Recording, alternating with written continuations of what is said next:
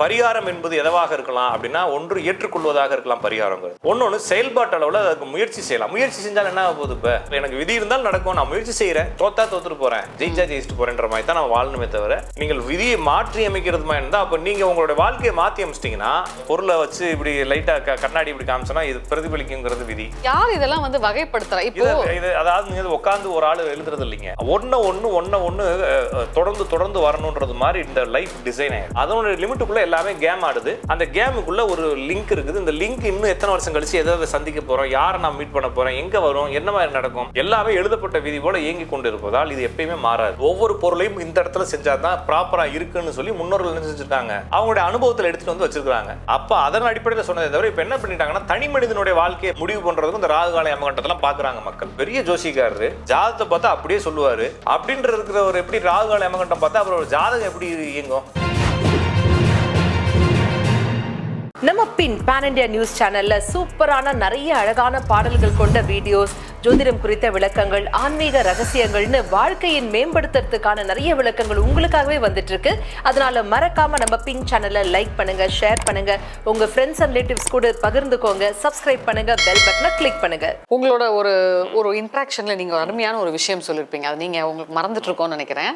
But அது வந்து ரொம்ப அருமையான ஒரு இது. அது இப்போ ஒரு பாவக்காவை நீங்க வந்து இடுப்புல சுத்திக்கோங்க, நீ போய் இப்போ ஒரு 3-4 கோயில் சொல்ல. இது வந்து ஒரு குரு சொன்னது, ஒரு ஞானி சொன்னது. ஆனா எங்களுக்கு நீங்க சொன்னது ஓகே அப்படின்னா வச்சுக்கோங்க. அவருக்கு யாராவது சொல்லிருப்பாங்க, அது உண்மைதான். அப்ப நான் என்ன சொல்றேன்னா, பாவக்காயை இடுப்புல கட்டிக்கிட்டு ஒரு அது நான் திருப்பி கூட சொல்றேனே, ஒரு குருட்ட போய் ஒரு சீடன் கேட்கிறான், நான் வந்து யாத்திரை போறேன், யாத்திரை எதுக்கிட்ட போறேன்னா என்னுடைய பாவங்கள் எல்லாம் தொலைக்க போறேன், புனிதமாக போறேன் அப்படின்னு. இந்த வாஷிங் மிஷின் இப்போ லேட்டஸ்டா போடுறாங்க பாருங்க, உள்ள போயிட்டு வெளியே வந்தா வாஷிங் மிஷின் அது மாதிரி நான் வந்து ஒவ்வொரு புனித நதிகள்ல நீராடிட்டு யாத்திரைகள் செஞ்சுட்டு வர போறேன், திவ்ய திருப்பதிகள் தரிசனங்கள் செய்ய போறேன் அப்படின்றப்ப அவர் என்ன சொல்றாருன்னா, போறப்ப இந்த பையை உள்ள இந்த பையை இடுப்புல கட்டிக்க, போயிட்டு வந்ததுக்கப்புறம் என்ன பாருன்னா அவன் ஊரெல்லாம் சுற்றிட்டு 1 வருஷம் கழிச்சு வரான். வந்தோடனே அந்த பையை எடுன்றப்ப பையை எடுத்து திறந்தோடனே உள்ள ஒரு மாதிரி கருகி காஞ்சு இருக்குது. அதை வாயில போடுறான்னு சொல்ற, வாயில உடனே ஒரே கசப்பு.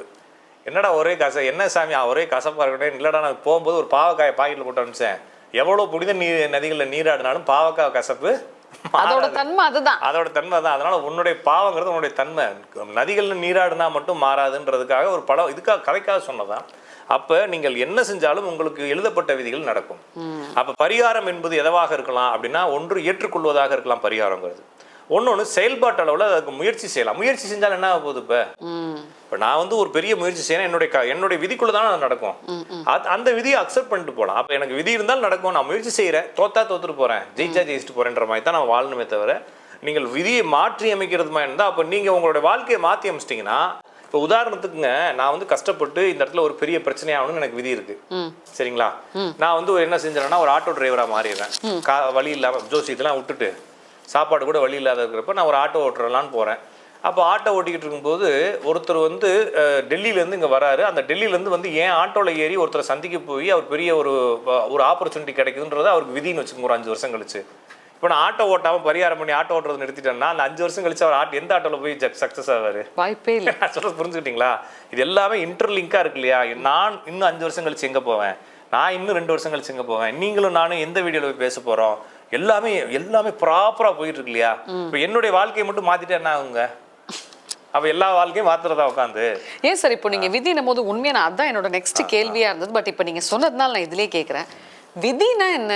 விதினா ரூல். இப்ப கல்ல தூக்கி போட்டா கீழே விழுகிறது விதி. விதி ஒரு பொருளை வச்சு இப்படி லைட்டா கண்ணாடி இப்படி காமிச்சோன்னா இது பிரதிபலிக்குங்கிறது விதி. எல்லாம் ஒரு ரூல் படி இயங்குது இல்லைங்களா? ஒரு சட்ட முறைப்படி அல்லது ஒரு விதிமுறைப்படி இயங்குறது தான் விதின்னு சொல்றோம் இல்லைங்களா? அதைத்தான் நம்ம விதின்னு பேர் வச்சிருக்கோம். முறைப்படிதான் இயங்குது. நமக்கு என்ன விதிச்சுட்டு வந்திருக்கோ அதுபடி தானே நடக்கும். சரி, அப்போ யார் இதெல்லாம் வந்து வகைப்படுத்துறா? இப்போ அதாவது நீங்க உட்காந்து ஒரு ஆள் எழுதுறது இல்லைங்க, ஒன்னு தொடர்ந்து வரணுன்றது மாதிரி இந்த லைஃப் டிசைன் ஆயிருக்கு. ஓகேங்களா? அப்ப இது வந்து ஆட்டோமேட்டிக்கா இயங்கிக்கிட்டே இருக்குது. இதுதான் விதி. அப்ப ஆட்டோமேட்டிக்கா இயங்கினாலும் அதுக்குள்ள ஒரு ஒருங்கமைப்பு இருக்கு இல்லைங்களா? என்னதான் இயங்கினாலும் அதுக்குள்ள ஒரு கட்டமைப்பு, அதுக்குள்ள ஒரு ஒருங்கமைப்பு, அதுக்குள்ள ஒரு திட்ட அமைப்புகள் இருக்கு. அப்படின்றதுனால அந்த விதி யாருனாலும் புரிஞ்சுக்க முடியல, ஏன் இப்படி இயங்குதுன்றது தெரிஞ்சுக்க முடியல. அப்ப எல்லாத்துக்குள்ளே ஒரு லிமிட்டேஷன் வச்சு, இப்ப கண்ணு இருக்கு, கண்ணு எல்லாத்தையும் பாத்துருமா? ஒரு படத்துல ஒரு கண்ணாடி போட்டுக்கிட்டு ஒரு ட்ரெஸ் எல்லாம் தெரியலங்கிற பூவே பூச்சிடுவா. அது மாதிரிலாம் கண்ணுல தெரியுமா நான் தெரியாது இல்லைங்களா. அப்ப கண்ணுக்கு ஒரு லிமிடேஷன் இருக்கு. அந்த லிமிட்டுக்குள்ள எல்லாத்தையும் டிசைன் பண்ணதுனால அதனோட லிமிட்டுக்குள்ள எல்லாமே கேம் ஆடுது.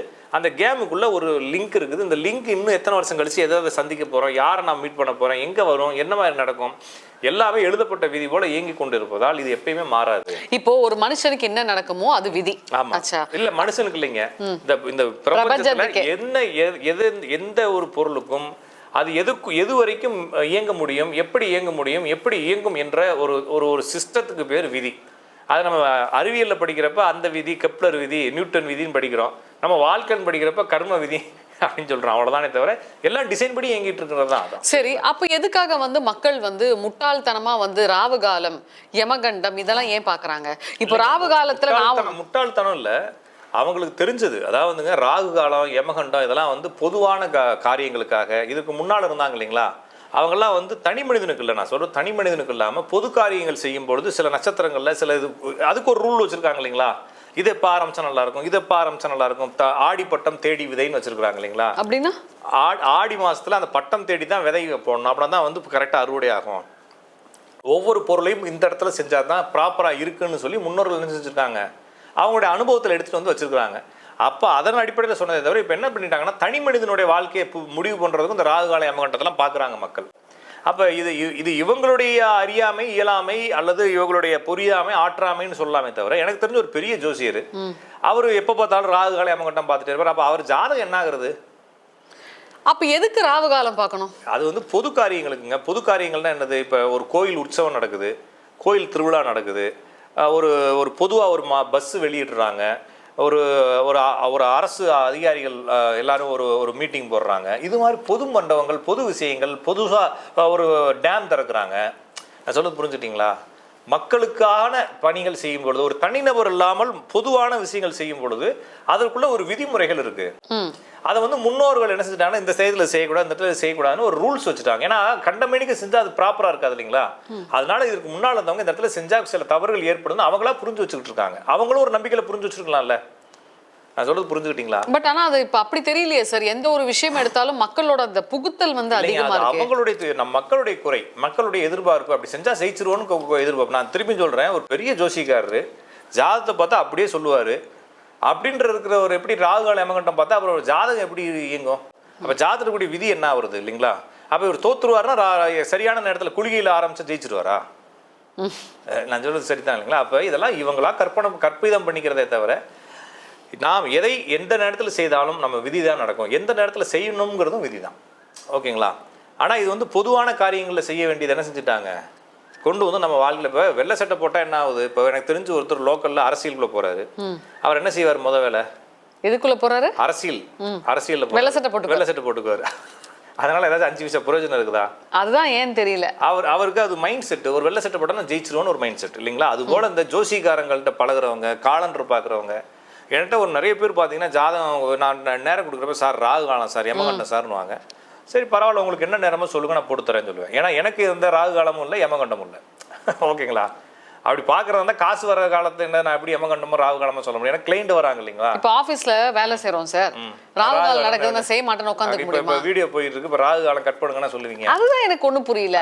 இப்போ இதெல்லாம் நான் தப்பா பேசல சார். இது மக்கள் இன்னும் நிறைய மாறணும். ஏன்னா இப்போ டெக்னாலஜி வளர வளர மக்களோட மைண்டும் விரிவாகணும்னு சொல்லணும். ஆனா மக்கள் இன்னமும் பாத்தீங்கன்னா அவங்க விரிவானா கூட வீட்டுல இருக்கக்கூடிய இந்த பழைய ஆட்களா இருக்கட்டும், இல்ல அக்கம் பக்கத்துல இருக்கவங்க புது ஆட்களும் அப்படிதான் இருக்கிறாங்க. நிறைய பேர் புகுத்துறாங்க போட்டு.